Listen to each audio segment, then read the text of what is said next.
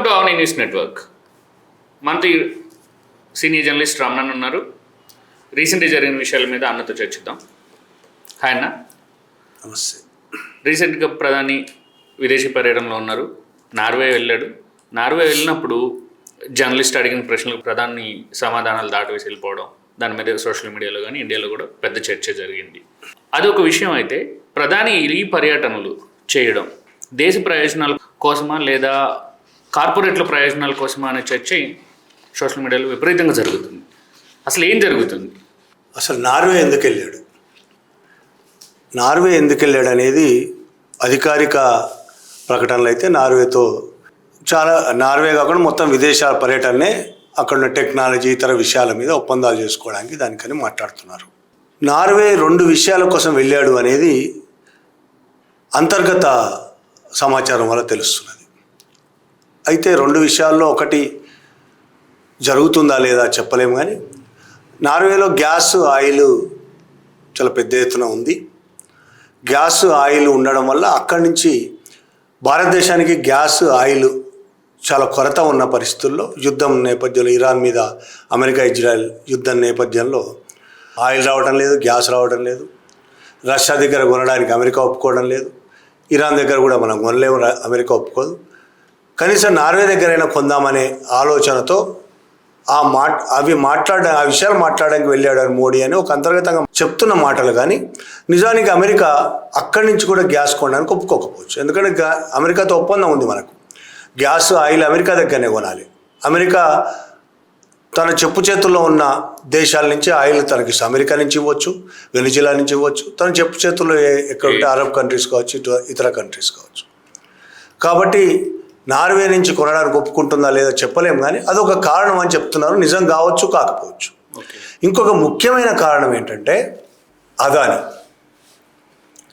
అదానీ కోసమే నార్వే వెళ్ళాడు మోదీ అనేది చాలామంది జర్నలిస్టులు, నిపుణులు చెప్తున్న మాట. ఏదో పైన చెప్తున్న మాటలు కాదు, చాలా లోతైన అవగాహన ఉంది దీంట్లో. అసలు అంతకుముందు జరిగింది ఏంటి, ఎందుకు అదానీ కోసం పోవాల్సి వచ్చింది, ఇవన్నీ విషయాలు తెలుసుకోవాలంటే నార్వే 1990లో సావరిన్ వెల్త్ ఫండ్ అనేది ఒకటి ఏర్పాటు చేసింది. 1990లో ఎప్పుడు కరెక్ట్గా నార్వేలో ఆయిల్ గ్యాస్ నిక్షేపాలు ఉన్నాయని బయటపడ్డ తర్వాత అది అమ్మకం ద్వారా వచ్చిన డబ్బులతో ఒక సావరిన్ వెల్త్ ఫండ్ తయారు చేసింది. అది ఖర్చు పెట్టదు.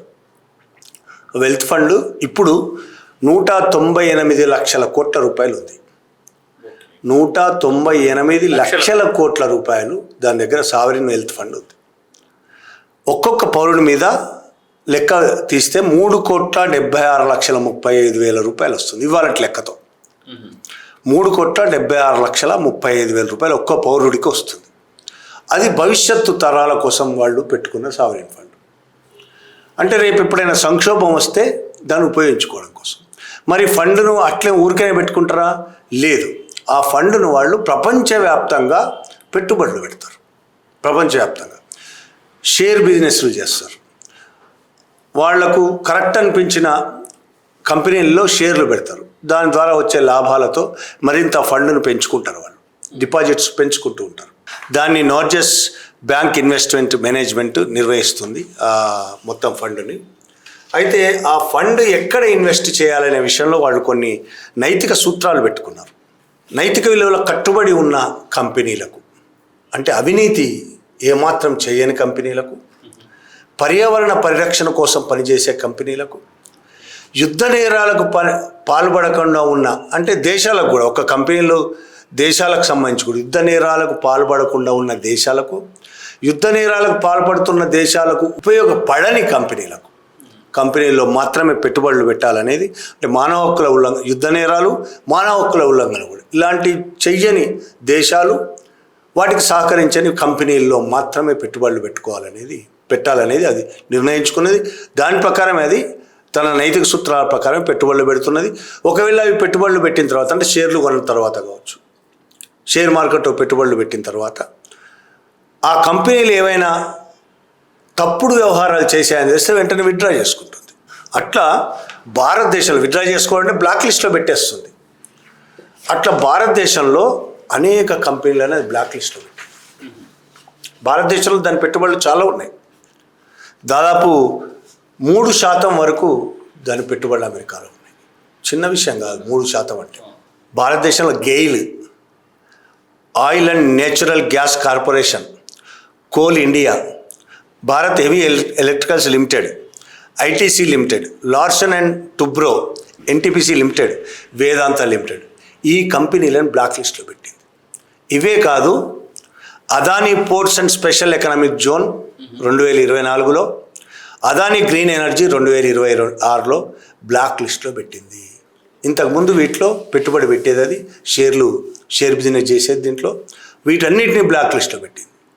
పైన ముందు నేను చెప్పిన వాటన్నిటిని బ్లాక్ లిస్ట్లో పెట్టడం వల్ల మోడీకి ఏం ఇబ్బంది జరగలేదు. ఎప్పుడైతే అదానీ కంపెనీలను బ్లాక్ లిస్ట్లో పెట్టిందో మోదీలో చలనం వచ్చింది. వెంటనే ఆ బ్లాక్ లిస్ట్లో నుంచి తప్పించాలనే కోరిక కూడా కలిగింది. సరే, అసలు ఎందుకు ఈ 2 కంపెనీలను, ముఖ్యంగా అదానీ కంపెనీలను గురించి మాట్లాడదాం. Adani ports and special economic zone కానీ, అదానీ గ్రీన్ ఎనర్జీని కానీ ఎందుకు బ్లాక్ లిస్ట్లో పెట్టింది నార్వే అనేది మనం తెలుసుకోవాలి. బ్లాక్ లిస్ట్లో పెట్టడం కదా, అప్పటి వరకు కొన్న షేర్లు కూడా విక్రయించేసింది. కంపెనీలను ఇప్పుడు దూరంగా ఉంచుతూ అందులో పెట్టుబడులు పెట్టట్లేదు. ఆ 2 కంపెనీల గురించి తెలుసుకోవాలి మనం. Adani ports and special economic zone మయన్మార్లో ఒక ప్రాజెక్టు స్టార్ట్ చేసింది. ఓకే. మయన్మార్లో ప్రాజెక్ట్ ఏంటంటే, మయన్మార్లోని యంగాన్ అనే ప్రాంతంలో ఒక పోర్టు కంటైనర్ టెర్మినల్ ప్రాజెక్టు ప్రారంభించి అందులో భాగస్వామిది ప్రధాన భాగస్వామి. ఆ ప్రాజెక్టు కోసం భూమిని మయన్మార్ సైన్యానికి చెందిన మయన్మార్ ఎకనామిక్ కార్పొరేషన్ అనే సంస్థ నుంచి లీజు తీసుకున్నది. ఎవరు? Adani ports company. ఈ సమయంలోనే 2021లో మయన్మార్లో సైనిక తిరుగుబాటు జరిగి సైన్యం అధికారంలోకి వచ్చింది. ఆ తర్వాత సైన్యం అధికారంలోకి వచ్చి దేశవ్యాప్తంగా నిరసనలు జరిపే వాళ్ళ మీద కాల్పులు, హత్యలు, మానవ హక్కుల ఉల్లంఘన జరిగింది. జాతుల మధ్య ఘర్షణలు, విపరీతమైన సైనిక అణిచివేత, ఇటువంటి విపరీతంగా జరిగాయి. దారుణమైన అణిచివేత జరిగిన ఆరోపణలు వచ్చాయి. అదానీ ప్రాజెక్ట్ ఏదైతే ఉందో సైన్యంతో సంబంధం ఉన్న ప్రాజెక్ట్. ఓకే. కాబట్టి ఏం చేసిందంటే, యుద్ధము లేదా సంఘర్షణ పరిస్థితుల్లో వ్యక్తుల హక్కుల ఉల్లంఘనలకు పరోక్షంగా ఈ కంపెనీ సహాయపడుతున్నది అని భావించింది నార్వే సంస్థ. భావించి దాన్ని పరిశీలించే లిస్టులో పెట్టింది. దానికి కారణం ఏంటి? ఈ పోర్టు ద్వారా, అదానీ పోర్టు ద్వారా వచ్చే ఆదాయం మయన్మార్ సైన్యానికి వెళ్తున్నది. సైనిక అవసరాల కోసం ఆ పోర్టును వాడుతున్నారు. సైనిక పాలనకు ఆర్థిక మద్దతు ఈ పోర్టు ద్వారా వెళ్తున్నది. ఇవి నార్వే కంపెనీ చేసిన ఆరోపణలు చేసి దాన్ని పరిశీలనలో పెట్టింది. పరిశీలనలో పెట్టి ఇవే ప్రశ్నలు అదానీ గ్రూపుకు వేసింది. ఇవి నిజమేనా కాదా? ఆయన ఏం చెప్పాడంటే, 2023లోనే ఆ కంపెనీ మయన్మార్ పోర్ట్ ఆస్తిని మొత్తాన్ని అమ్మేశానని, సోలార్ ఎనర్జీ లిమిటెడ్ అనే కంపెనీ దాన్ని కొన్నదని, కాబట్టి దాంతో నాకు సంబంధం ఏమీ లేదు, అందుకని నా కంపెనీలో మీరు పెట్టుబడులు పెట్టొచ్చు అని అదానీ కంపెనీ చెప్పింది. ఇప్పటికీ నార్వే నమ్మలేదు, పూర్తిగా అదానీని నమ్మలేదు. నమ్మకుండా మళ్ళీ కొన్ని ప్రశ్నలు వేసింది. ఆ ఆస్తిని ఎవరు కొనుగోలు చేశారు?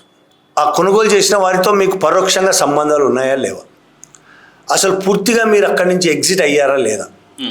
ఈ ప్రశ్నలు వేసింది. దానికి అదానీ గ్రూప్ ఏం సమాధానం చెప్పిందంటే, కాన్ఫిడెన్షియాలిటీ కారణంగా, గోప్యత కారణంగా మేము వీటిని వెల్లడించలేము అని. అది ఎందుకైతే నమ్మలేదో నార్వే, అదే జరిగింది. మేము వెల్లడించలేము అని చెప్పడంతో నార్వే పూర్తిగా ఆ కంపెనీలో ఇకపై పెట్టుబడులు పెట్టకూడదు అని నిర్ణయం తీసుకొని ఆల్రెడీ కొన్న షేర్స్ను వెనక్కి విక్రయించేసింది, అందులో నుంచి వెనక్కి వచ్చేసింది. ఇది 2024లో జరిగిన కథ. ఇక మరో కంపెనీ అదానీ గ్రీన్ ఎనర్జీ. ఈ గ్రీన్ ఎనర్జీ కథ మనందరికీ చాలా తెలిసిన కథ, ఎందుకంటే ఆంధ్రప్రదేశ్తో సంబంధం ఉన్న కథ ఇది. గ్రీన్ ఎనర్జీ సంస్థ సంబంధించి అమెరికాలో కేసు ఉన్నది. గతంలో చాలాసార్లు మాట్లాడుకున్నాం. అమెరికాలో కేసు ఉన్నది. గ్రీన్ ఎనర్జీ సంస్థలో అమెరికా కంపెనీ కూడా ఒకటి పెట్టుబడి పెట్టింది. దీంట్లో గ్రీన్ ఎనర్జీ సంస్థలో నార్వే సావరెన్ ఫండ్ నుంచి గ్రీన్ ఎనర్జీలో పెట్టుబడులు పెట్టారు. అమెరికా ఒక కంపెనీ పెట్టుబడులు పెట్టింది. ఈ సందర్భంగా ఆంధ్రప్రదేశ్లో ఈ గ్రీన్ ఎనర్జీ సంస్థ ప్రాజెక్టు స్టార్ట్ చేయడానికి ఆంధ్రప్రదేశ్లోని అందరు అధికారులకి, ప్రభుత్వ అధికారులకి, మంత్రులకి చాలా పెద్ద లెవెల్ దాకా లంచాలు ఇచ్చి అదానీ ప్రాజెక్టు పర్మిషన్స్ తీసుకున్నదనే ఆరోపణలు వచ్చినాయి. ఆ ఆరోపణలు రావడంతో అమెరికా సంస్థ ఇందులో ఉంది కాబట్టి అమెరికాలో దీని మీద కేసు వేసింది గవర్నమెంట్. ఆ కేసు నడుస్తున్నది. ఈ మధ్య మోడీ మధ్యవర్తిత్వంతో మోడీ ట్రంప్కు లొంగిపోవడంతో ఆ కేసు ఎత్తేయించుకున్నాయన్న వార్తలు కూడా వస్తున్నాయి. అది నిజం కూడా కావచ్చు. కాబట్టి తీవ్రమైన అవినీతికి పాల్పడ్డ కేసు కాబట్టి వెంటనే ఈ సావరిన్ ఫండ్ నుంచి పెట్టిన పెట్టుబడిని వెనక్కి తీసుకున్నది నార్వే.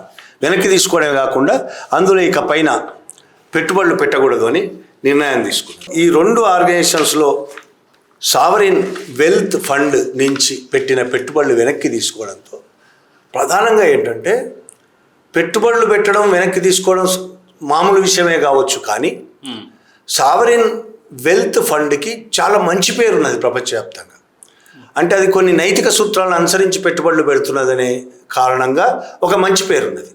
అది వెనక్కి తీసుకోగానే అదానీ షేర్లు మొత్తం, అదానీ కంపెనీ గ్రీన్ ఎనర్జీ కానీ పోర్ట్స్ కానీ షేర్లు మొత్తం డౌన్ అయిపోయాయి ప్రపంచవ్యాప్తంగా దీనికి చెడ్డ పేరు వచ్చింది. అంతేకాకుండా హిండెన్బర్గ్ తోటి అంతకుముందు బయటపడ్డది. అమెరికా హిండెన్బర్గ్ అదానికి చేసిన దుర్మార్గాలన్నీ బయటపెట్టాడు.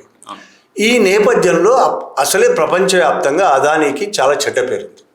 భారతదేశంలో ఆయన పొగుడుతూ మోడీ గణం ఆయనని చాలా పైకి తీసుకెళ్తుందేమో, కానీ ప్రపంచవ్యాప్తంగా ఆయనకు చాలా చెడ్డ పేరుంది. ఆయన కంపెనీలో పెట్టుబడులు పెట్టడానికి చాలామంది వెనకాడుతున్నారు. నైతిక సూత్రాలకు ఏమాత్రం కట్టుబడని, అవినీతికి పాల్పడడానికి వెనక ముందు ఆలోచించడని, అసలు వాళ్ళు ఈ మానవ హక్కులు ప్రజాస్వామ్యం ఇటువంటి వాటికి విలువ ఇవ్వడని, పర్యావరణానికి కనీసం విలువ ఇవ్వడని ప్రచారం బాగా ఉంది. అది నిజం కూడా. కాబట్టి ప్రపంచవ్యాప్తంగా చెడ్డ పేరు వచ్చింది. ఇప్పుడు మళ్ళీ ఆ చెడ్డ పేరు నుంచి బయటపడాలంటే, ప్రపంచవ్యాప్తంగా ఆయనకు పెట్టుబడులు రావాలంటే, ముఖ్యంగా నార్వే సావరిన్ వెల్త్ ఫండ్ నుంచి పెట్టుబడులు పెట్టిస్తే మళ్ళీ కొంత మంచి పేరు తెచ్చుకునే అవకాశం ఉంది. ఒకటి పెట్టుబడి వస్తుంది, 2 ప్రపంచవ్యాప్తంగా మంచి పేరు వచ్చి మళ్ళీ షేర్లు పెరుగుతాయనే ఒక ఆలోచన ఉంది. దీనికోసం ఇంతవరకు అంతకుముందు 10-12 సంస్థలు బ్లాక్ లిస్ట్లో పెట్టినా పట్టించుకొని మోడీ అదానీ కోసం వెంటనే నడుం బిగించి నార్వేకి వెళ్ళాడు. నార్వేకి వెళ్ళిన ప్రధానమంత్రులు ఈయన 2వ వాడు. 1983లో అనుకుంటా, 83లో ఇందిరాగాంధీ వెళ్ళింది. 43 ఏళ్ల తర్వాత మొదటిసారి మోడీ వెళ్ళాడు. మోడీ ఇంతకుముందు కూడా ఎప్పుడు వెళ్ళలే నార్వే. 43 ఏళ్ల తర్వాత మొదటిసారి మోడీ వెళ్ళాడు. ఎన్నడూ వెళ్ళని నార్వేకు ఈసారి వెళ్ళాడంటేనే ఒకటి మనం క్రోనాలజీ అర్థం చేసుకుంటే, బీజేపీ చెప్తున్న క్రోనాలజీ, ఆయన కెన్యాకి వెళ్తాడు, తర్వాత 6 నెలలకి అదానీ వెళ్ళి పెట్టుబడులు పెడతాడు. ఆయన శ్రీలంకకి వెళ్తారు, వెంటనే కొంతకాలానికి అదానీ వెళ్ళి అక్కడ పెట్టుబడులు పెడతాడు. ఆయన బంగ్లాదేశ్ వెళ్తాడు, వెంటనే అదానీ వెళ్తాడు, అక్కడ పెట్టుబడులు పెడతాడు. ఆయన మలేషియా వెళ్తాడు, ఆయన వెంట అదానీ వెనకాతల అదానీ వెళ్తాడు. అంటే ఈ క్రోనాలజీ అర్థం చేసుకుంటే, అదానీ కోసం మార్కెటింగ్, నార్వేకు అదానీకి ఉన్న సంబంధం కూడా మనం అర్థం చేసుకుంటే, ఎట్లా బ్లాక్ లిస్ట్లో పెట్టింది అదానీ నార్వే, దానికి అర్థమైతే మనకు ఇప్పుడు నార్వే ఎందుకు వెళ్ళాడు మోడీ అనేది మనకు అర్థమవుతుంది. మోడీ ఇప్పుడు వెళ్ళాడు, తర్వాత అదానీ వెళ్తాడు, ఒప్పందాలు జరుగుతాయి. నార్వే ఒప్పుకుంటుందా లేదా, ఒప్పుకుంటే అదానీ వెళ్తాడు, ఒప్పుకోకపోతే చేసేది ఏం లేదు. ఒప్పుకుంటుందా లేదా అనేది ఇప్పటికైతే తెలియదు. ఈయన వెళ్ళి మాట్లాడాడు అనేది నిజం. మోడీ దేశంలో ఆర్థిక సంక్షోభం చాలా తీవ్రంగా ఉంది, ఆయిల్ సంక్షోభం తీవ్రంగా ఉంది, గ్యాస్ సంక్షోభం తీవ్రంగా ఉంది. దాని కారణంగా కూడా విపరీతమైన ధరలు పెరిగిపోయాయి, అన్ని వస్తువుల ధరలు పెరిగిపోయాయి. చాలా తీవ్రమైన సంక్షోభంలో కొట్టుమిట్టాడుతోంది. ఇంకా పై స్థాయికి వెళ్ళే అవకాశం కూడా కనబడుతున్నది. ఈ పరిస్థితుల్లో దేశాన్ని చక్కదిద్దాల్సిన పరిస్థితుల్లో, దేశ ఆర్థిక వ్యవస్థను నిలబెట్టాల్సిన పరిస్థితుల్లో ఆయన తన ఫ్రెండ్ అయిన అదానీ కోసం విదేశాల పర్యటన మొదలుపెట్టాడు. అంతకు 2 రోజుల ముందే ఫ్యూయల్ తగ్గించండి, వాడకం తగ్గించండి, ఆయిల్ తగ్గించండి, ఆయిల్ వాడకం తగ్గించండి, వంటని ఆయిల్ కూడా తగ్గించండి, గ్యాస్, ఇలా కథలు చెప్పాడు. హైదరాబాద్లోనే కథలు చెప్పాడు. ఆయన ఫ్లైట్లు వేసుకొని విదేశాల పర్యటన మొదలుపెట్టాడు. ఇక నెదర్లాండ్స్, మిగతా దేశాలు ఎందుకు వెళ్ళాడు అనేది పరిశోధించాల్సి ఉంది మనం కూడా. నార్వే వెళ్ళింది మాత్రం కారణం ఇదే అనేది చాలామంది తన ట్విట్టర్లో సీనియర్ జర్నలిస్టులు తన ట్విట్టర్లో పోస్ట్ చేస్తున్నారు. నిపుణులు చెప్తున్నారు ఆయన ఈ విధంగా ఖచ్చితంగా అదానీ కోసమే వెళ్ళాడు. మనం నిరూపించలేము ఇవాళ అదానీ కోసం వెళ్ళాడు. ఎందుకంటే ప్రధానమంత్రులు ఇద్దరు కూర్చొని మాట్లాడుకునే అంశం ఇది. వాళ్ళిద్దరి తప్ప వేరే ఉండదు. వాళ్ళిద్దరు మాట్లాడుకొని ఒప్పుకున్న తర్వాత రేపు అదానీ వెళ్ళి మళ్ళీ అదాని నుంచి మళ్ళీ పెట్టుబడులు నార్వే సావరిన్ వెల్త్ ఫండ్ నుంచి పెట్టుబడులు వస్తే ఖచ్చితంగా మనం ఒప్పందం జరిగింది అనుకోవచ్చు. రాకపోతే మనకు రుజువు ఏంటి? నార్వే ఒప్పుకోలేదనుకో చేయడానికి, రుజువు చేయలేము. ఈరోజు మోడీ దాన్ని మాట్లాడడానికి రుజువు చేయడానికి మన దగ్గర ఏం లేవు. కానీ వెళ్ళడానికి దానికోసం వెళ్ళడానికి అవకాశాలు ఉన్నాయి. కారణాలు ఏంటంటే ఆయన ఎక్కడెక్కడికి వెళ్తాడో వెనకాతల అదాని వెళ్తాడో ఆ పెట్టుబడులు అర్థమవుతుంది. రెండోది, అదానిని కంపెనీ నార్వే బ్లాక్ చేసింది కాబట్టి కూడా అదానికి చిన్న చీమ కుట్టిన మంట మండేది మోడీకి కాబట్టి వెంటనే మోడీ నార్వేకి వెళ్ళాడు. అసలు కారణం ఇదే అనేది ప్రచారం జరగడం కాదు, ఇందులో దాదాపు 99.999% నిజం ఉంది. అంటే అమెరికాలో ఈ green energy, Adani green energy మీద ఉన్న కేసులు ఎత్తేస్తున్నారు, అవకాశం ఉందని వాళ్ళు తెలియగానే పెట్టుకున్నాడు మోడీ. తెలియగానే కాదు, అసలు ఎత్తేయడానికి మోడీ చాలా ప్రయత్నాలు చేశాడు కదా. వాణిజ్య ఒప్పందం చేసుకున్నది దుర్మార్గమైన భారతదేశం ప్రయోజనాలను తాకట్టు పెట్టి అమెరికాతో దుర్మార్గమైన వాణిజ్య ఒప్పందం ఏదైతే చేసుకున్నాడో రైతుల ప్రయోజనాలకు వ్యతిరేకంగా, ప్రజల ప్రయోజనాలకు వ్యతిరేకంగా వాణిజ్య ఒప్పందం చేసుకునేది అదాని కోసం. అదాని కేసు ఎత్తేయడం అనేది వాళ్ళు చేస్తారు, వాళ్ళకు నచ్చినట్టు వాణిజ్య ఒప్పందం అని ఈయన చేసుకుంటాడు. ఇది చేసుకున్నాడు కాబట్టి ఆయనకు తెలుసు రేపో మాపో కేసు ఎత్తేస్తారని.